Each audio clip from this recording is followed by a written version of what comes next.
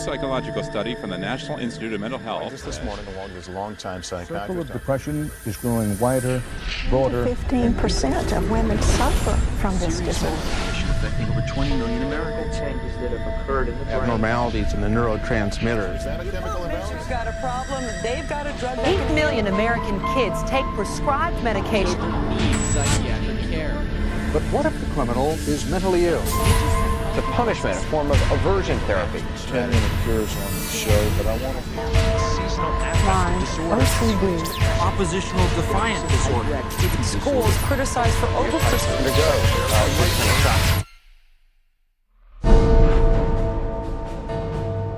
Everywhere you look, there it is. Think psychiatry has nothing to do with you? Think again. The whole field of psychiatry has gotten into every facet of your life. They basically believe that everyone is mentally ill. You smoke too much, it's a disease. You're too unhappy, it's a disease. You're too thin, it's a disease. You're too fat, it's a disease. Where are these coming from? These are coming from the minds of psychiatrists that are dreaming these things up, writing papers and getting published with their names on it, creating these new diseases. First he said that I had ADD. Then he said that I was depressed. Then he said I might be bipolar, but I don't have ADD anymore. And he said, you know, I've been noticing you, and I wonder if you have it too. What they decided is that both my husband and my son had a chemical imbalance that needed to be corrected with a chemical balancer.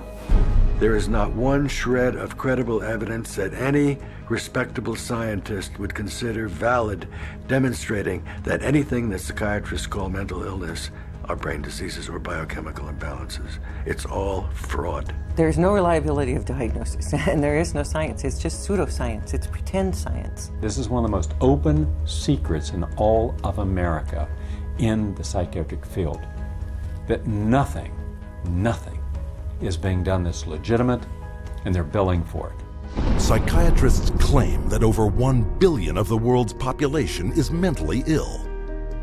In the past 35 years, the number of people taking psychiatric drugs has more than tripled to over 120 million users today. And right now, they drug 20 million school children with stimulants and other psychotropic drugs. When recently asked about the scientific basis of their profession, those psychiatrists willing to be interviewed offered nothing but excuses. Psychiatric illness is not really illness. How do you evaluate if someone is cured or sick? Cure is certainly something we look forward to. We had no earthly idea how to accomplish. We're not good at causes. We don't know what causes mental illness. But that hasn't stopped them from pronouncing themselves mental health experts and treating people against their will. And the results are self-evident. This psychiatrist, man who's supposed to work to heal people, has done nothing but destroy this man's life, and in destroying his life, destroying the lives of all of his loved ones. Excuse me. They've damaged and ruined my son, and they've trapped him in a system. The way that they treated him and made him feel like he was worthless. Bryant was being kept dumb and high on Ritalin so that they could make $2,500 per month. He gave me Valium, and I got addicted to it. It wiped out my life. My life has been ruined. My joy has been stolen. She was laying there. She took two gasps of air and died right there in front of me. It is really tragic. It's awful. And it's being done for money. That's why it's being done. Oh, it's got to be in the billions. I don't know the exact number, but it's got to be in the billions. It's just unbelievable. This is so big that it boggles the mind.